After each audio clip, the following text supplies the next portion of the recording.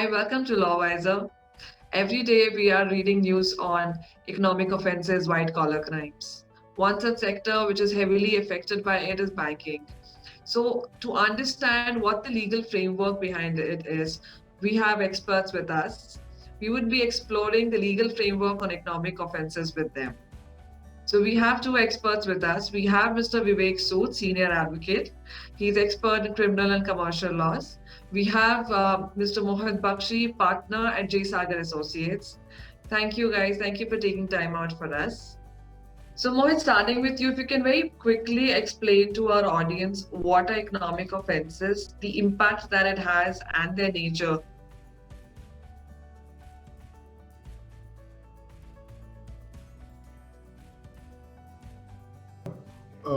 Economic offenses, as the term itself indicates, are crimes which are of economic nature. These offenses are committed in the course of some kind of economic or business activity. They are a distinct category of crimes, often committed by individuals or group of individuals to obtain financial, professional advantage, with the principal motive being economic gain. Although in some parts of the world, like the Western countries, United States, the term economic offenses has been specifically defined, a rigorous definition of this term economic offenses is still lacking in India. This is the reason why it is often difficult to give an exhaustive list of offenses that fall within the purview of economic offenses. The National Crime Report Bureau of India still classifies only specified acts under the term economic offenses. These include company frauds, counterfeiting of currency, money laundering, security frauds, etc. Due to a lack of a proper definition, it is still a bit of a vague and an ambiguous sphere. Broadly speaking, economic offenses in India can be classified into three categories. These categories are traditional economic crimes, which often includes corruption, smuggling, bogus imports, etc. Then there are emerging technology economic crimes, such as credit card frauds, counterfeiting, cyber crimes, etc. And the third leg being crimes through which proceeds of a transnational organized offense or crime are transmitted abroad, such as money laundering.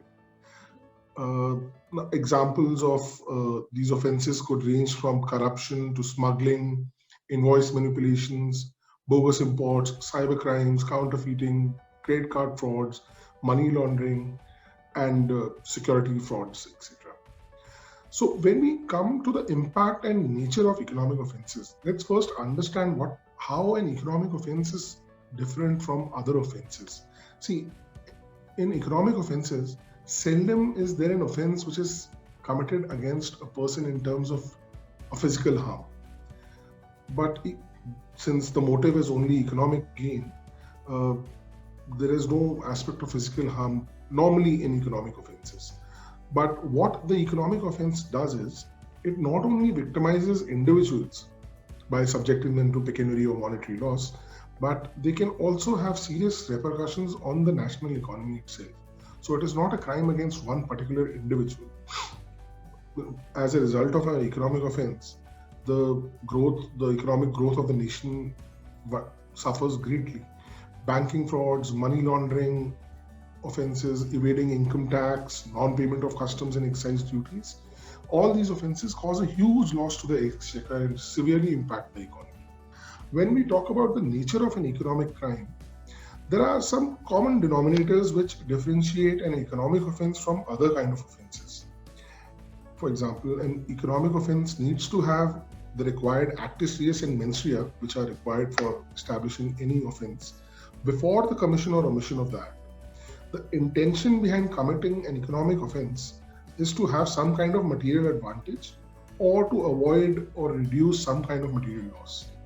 The motive behind commission of such offenses can also be causing some kind of a material loss to the third party, with the complete knowledge that by committing this act, such loss is likely to happen. Economic offenses generally imply the existence of certain elements like breach of trust, deception, cheating, forgery, uh, during their commission, and they generally don't involve any kind of physical harm. This uh, this economic offense of an economic nature is normally committed by privileged, or rather, for lack of a better phrase, upper class section of the society. That really helped in understanding, what are the offenses, different type of offenses that come under, the impact that it has on our society. If you can further highlight the key acts and regulations that go around economic offenses, and what are the new age legislations under it.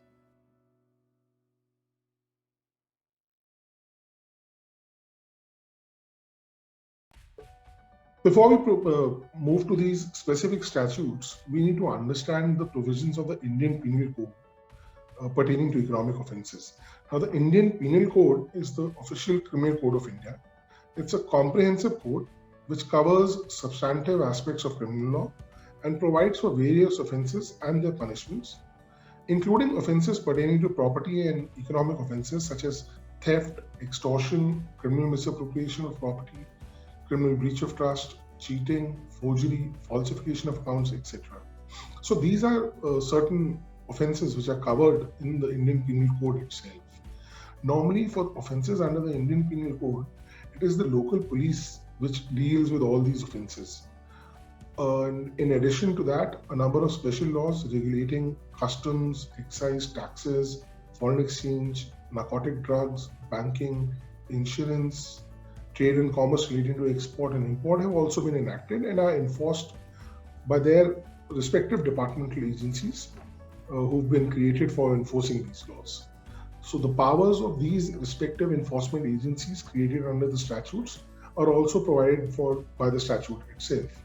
So money laundering is primarily dealt with under the Prevention of Money Laundering Act 2002. The concept of money laundering itself is described under Section 3 of the PMLA to include such offences whereby there are attempts to indulge or assist other persons or when there is an attempt to become involved in an activity connected with the proceed of a crime and projecting such proceeds of crime to be untainted property.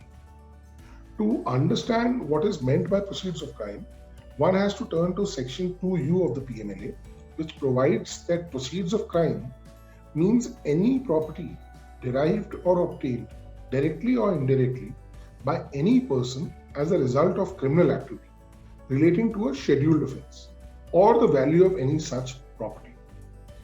As per Section 48 and 49 of the PMLA Act, the enforcement agency which is responsible for prevention of money laundering are Directorate of Enforcement and the Financial Intelligence Unit of India. FIU is an Indian independent body which reports directly to the Economic Intelligence Council and is responsible for coordinating national and international investigations and enforcement agencies in pursuing global efforts against money laundering and related crime.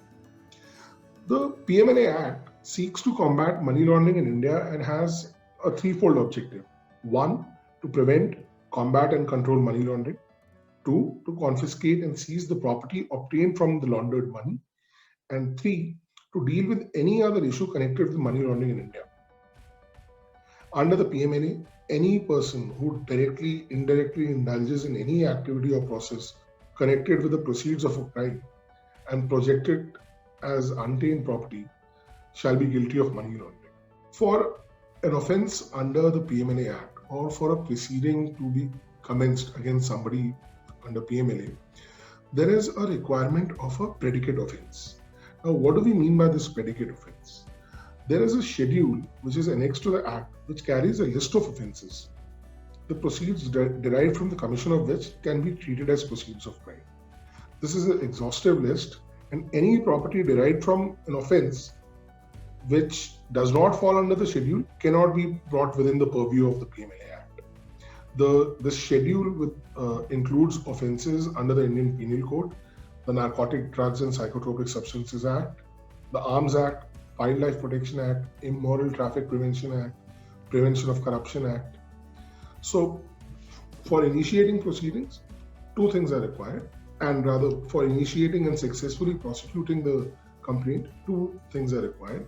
1, an offence has been committed which falls under the schedule, for which a separate proceeding may have been initiated. For example, if it is a offense of, let's say, cheating under Section 420 of the IPC, there may be a complaint filed, an FIR registered for cheating.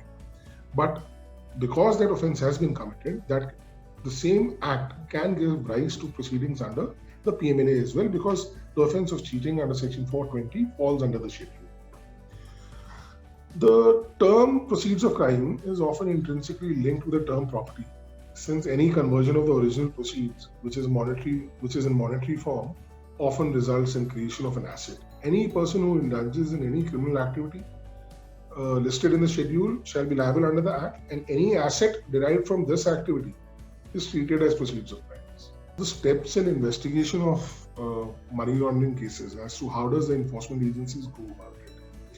They have been granted powers under the Act to apply for attachment of a proceed of crime. So today, for instance, if there has been a predicate offense and the investigating agency believes that this property or asset is a proceed of crime, they can apply to the authority and seek attachment of this property. They also have power to carry out surveys, search, seizures, power to arrest, retention of property, and to retain records also. Under Section 54, a list of officers, including officers of customs, police officers, officers of Reserve Bank, who are required expressly to assist the authorities in enforcement of PMLA, have also been included. This enforcement paraphernalia is given extensive power to discharge the duties under the Act. This is the Companies Act 2013, which deals with offences relating to the functioning of a company and its individuals therein. Now, there is a specific list of offences which is provided under the Companies Act, which includes offences ranging from falsification of accounts to professional misconduct to fraud to forging documents, everything. Now, investigations for an offence under the Act can be carried out by the Registrar of Companies, which is the ROC, or an inspector appointed by the central government, which is governed by Chapter 15 and Section 206 to 209 of the Act. The process for investigation is that the ROC or the inspector will first inspect the books of accounts and conduct an inquiry of the company. Thereafter, a report of the inspection is sent to the central government. While conducting this inspection, the ROC and the inspector also have the powers of search and seizure. The central government or the tribunal can thereafter order an investigation into the affairs of the company. The inspectors, during their investigation, again, as we had seen with the enforcement agency and the PMLA, they also have the power to call for information, production of documents, examining persons of the company. They also can seize documents. There is also a power granted under the Companies Act under Section 221, where during the investigation, you can actually seek for freezing of the assets of the company. And thereafter, once the investigation is completed, there is a report which is submitted to the central government. There is a specific enforcement agency, the Serious Fraud Investigation Office, which has been set up by the central government as a specialized organization to deal with the serious cases of corporate fraud. The investigation of SFIO is also governed by Chapter 14 of the Act. SFIO will initiate an investigation on the receipt of report of the registrar or the inspector, or in case of a special resolution passed by the company itself. It can also initiate investigation in public interest or at the request of a central or a state government. But once a case is assigned to SFIO, no other agency or department can investigate the same. The Fugitive Economic Offenders Act 2018.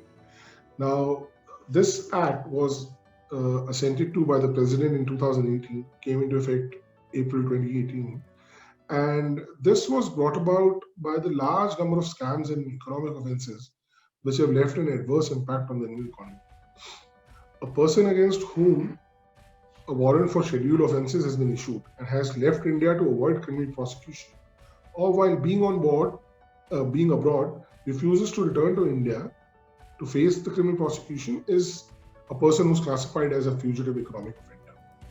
The scheduled offences under the Act include offences under the Indian Penal Code, the Prevention of Corruption Act, the Securities and Exchange Board of India Act, the Customs Act, Companies Act, the LLP Act, as well as the Insolvency and Bankruptcy. For an offence, this act to operate, the total value involved in the offence should be more than 100 crore. The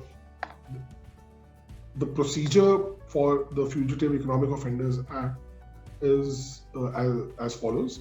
The authorities will first appoint, the authorities which are appointed under the PMLA will first file an application before a special court to declare a person as a fugitive economic offender. This application has to necessarily contain reasons to believe that an individual is a fugitive economic offender, information about his whereabouts, list of Benami properties, properties believed to be proceeds of crime or foreign properties for which confiscation is sought, and the list of persons who have an interest in such properties. Thereafter, the authority may attach any property mentioned in the application with the permission of the special court. The attachment will continue for a period of 6 months, which may be extended by the special court. They may provisionally attach any property without the permission of the special court as well. Prior to declaring a person as a fugitive economic offender, the court will first issue a notice to the accused, directing him or her to appear before the court. If the accused fails to appear before the court within 6 weeks from the date of the notice, the court may declare the accused as a fugitive economic offender. The Act also provides that once a person is declared a fugitive economic offender, all his properties acquired from proceeds of crime can be confiscated by the government. So these are in principle the chief acts which we've covered today for the purpose of giving an insight into specific statutes which have been brought about for covering economic offences. Thank you, Mohit. This really helped in understanding what are the different offenses that fall under different legislations, especially the new age legislations, as you call them, and understanding the procedure, the investigating agencies that are there. Thank you for that. Moving on further, now as we know what are these acts are, Vivek sir, if you can highlight on the challenges that exist in dealing with these economic offenses.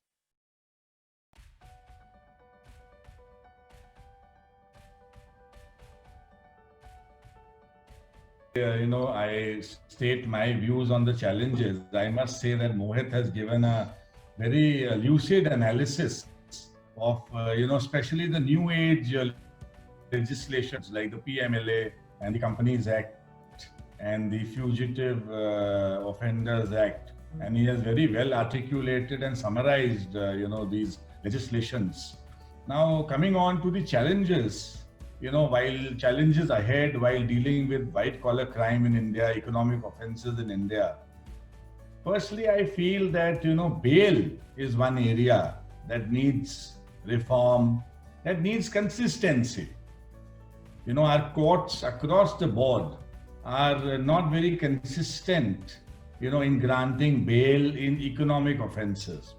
Now I'll just give you an example. For example, the Pearl Group, the PGF Pearl Group.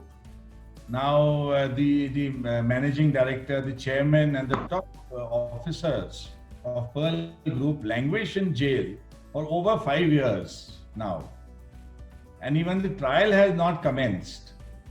Okay, now the allegations of CBI say that they have siphoned off or they have cheated thousands of people, and the whole scam is worth say 40,000 crores, etc. But then we must have a more consistent legal policy on bail. After all, the principle is bail, not jail. But when you see these kinds of cases, it appears that the criminal justice system is following the principle of jail, not bail, and without a trial even commencing. So I feel that the bail area needs more consistency. Secondly, I find that in cases where multiple victims are there, for example, a large group, a big group of home buyers, they file say 300, 400, 500 complaints, and FIRs are registered across the country or wherever. I find that the infrastructure, to try such offenses where there are multiple victims is missing. Now, for example, I have been appearing for the Vigneshwara, Victims Welfare Association. Now you have over 500 complainants, over 3, 4, 500 complaints, and you have, full trunks of documents. And even after 4 years or 5 years of the FIR having been registered, even the charges have not been framed. So, when you have multiple victims, multiple FIRs, the infrastructural support to try these offenses is missing. So, the government and the high courts of the country will have to develop the requisite infrastructure. The third point I want to make is that where there are multiple victims and multiple complaints, should they be treated as separate FIRs or should they be all bundled together in one FIR? Now you have some judgments of Delhi High Court, etc., which say that every offense has to be taken in a separate FIR. But then again, the practical difficulties in trying multiple cases in the court is a big challenge.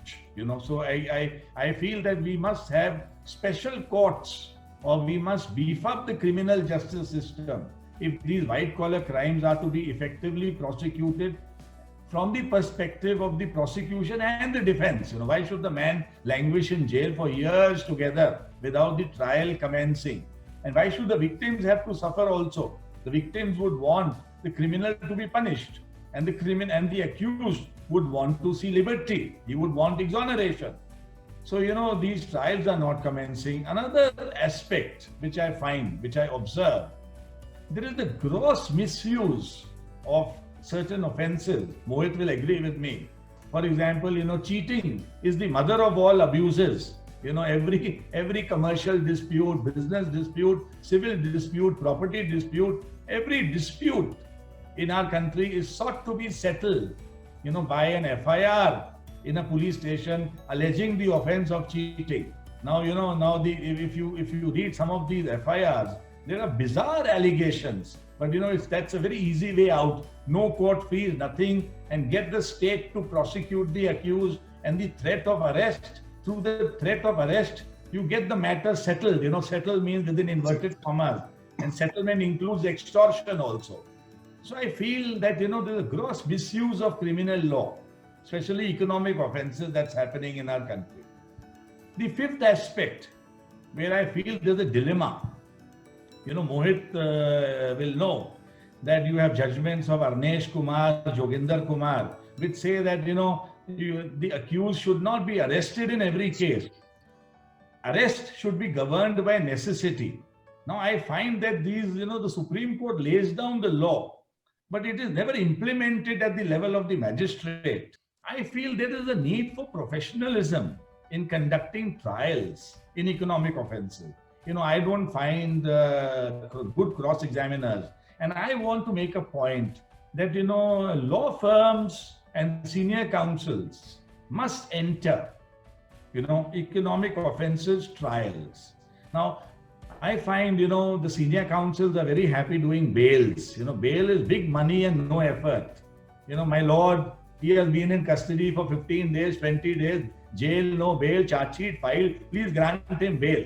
And so, bail is a very easy practice. And I find a lot of lawyers flocking in the bail courts. And people are not, wanting to conduct trials. And that's where, youngsters like Mohit must enter, and law firms must enter. Senior counsels must enter, because that's the area of opportunity, and that's where the real criminal law is practiced. That happens in the trial court. So these are some of the challenges which I see in the arena of economic offences in India. Yeah, thank you. Thank you, sir. This one actually really helps in understanding, because one of the main concerns these days is to revamp our criminal justice system for effective justice delivery, which of course is being delayed by the process of, bail, arrest. The whole process is stuck somewhere in that, and the trial somehow doesn't really commence in these cases. Or if it commences, it takes a long time for the courts to deliver justice. So if you can, share certain insights to, for our business enterprises who can understand how to deal with these economic offenses.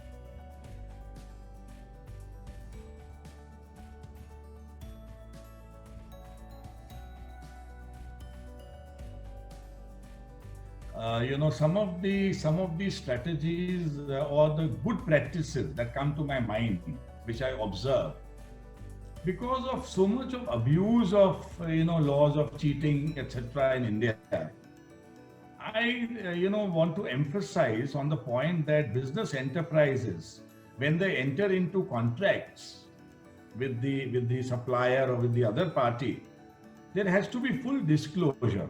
Now, contracts are very, I feel they are drafted from a very business perspective. And, for example, I'll just give an example briefly. An FIR has been registered for the offense of cheating, where the man says that, the civil suit was not disclosed, that there was a civil dispute with respect to this property. Now, the civil suit number is also stated in the agreement to sell. But he says, it was stated by the accused that ye to nipat jayega, this is a matter of a few months and we will have it resolved and the property is therefore yours. So, so such FIRs are also registered where there's quite a lot of disclosure happening. So I feel that contracts should be tailored and much more disclosure should be there so that the opposite party is not able to exploit the situation, that you never disclosed this, you misled me. Well, when business goes wrong, then everything goes wrong, and the first trip is to the police station, local police station. Secondly, I feel that everything should be communicated in writing. Oral communication is often exploited by dishonest complainants. You said this at that point of time and we were sitting over there and you said this and you made this deceitful statement, etc. Rather, business enterprises should communicate through email in writing so that everything comes on record. Black and white as evidence is very difficult to really challenge. The third aspect where I find business enterprises must beef up is against data breaches. Data breaches are very frequent these days. I will not name some very large business enterprises, where there have been major data breaches, especially insofar as, the data of their consumers is concerned. Now, if the consumer, as a consumer comes to know that my bank has been hacked or, some data breach has happened at my bank, I would be the first one to remove myself from internet banking. I would rather go to my neighborhood bank where there is no internet, it's all physical. So I think, business enterprise must, keep a guard. There has to be continuous due diligence, continuous watch that these data breaches don't happen. And another point I want to make is that corporate enterprises must be made aware, or they must be aware of these new age legislations which Mohit spoke about, PMLA, then Section 447 Companies Act, etc. See, because these are very harsh legislations. So, if you go wrong, because in economic offenses, mens rea is not something like the state of mind of a murder accused. So it's all very inferential. So the business enterprises should be aware of these laws, rather than only focusing on the trademark and copyright and the other business legislations. They must give due regard to criminal statutes also. And lastly, I feel that a lot of misappropriation in large business enterprises goes undetected. Again, I will not name the enterprises, hundreds of crores vanish, because of the internal weakness of the system. So I feel that business enterprises must conduct special audits from time to time to keep an eye, to keep a watch. See, economy has become big, and so the crime has also become big, So these are some of the strategies I would want to highlight. Thank you, sir. This kind of really sums up the entire thing as we know what economic offenses are, understanding their nature and the key acts that actually concern, especially the new age legislations as you mentioned. Moving on to our legislations that are there, the challenges that are there, when we have in dealing in prosecution, and to these what business enterprises should be keeping in mind, because you are right, when it comes they pay attention more on to the corporate commercial side of it. They kind of somewhere ignore what can be the criminal repercussions of it, and I guess this is where our entire system needs to be beefed up. Thank you, Mohit, and thank you, sir. Thank you for taking time out for us. This was very helpful for our audience.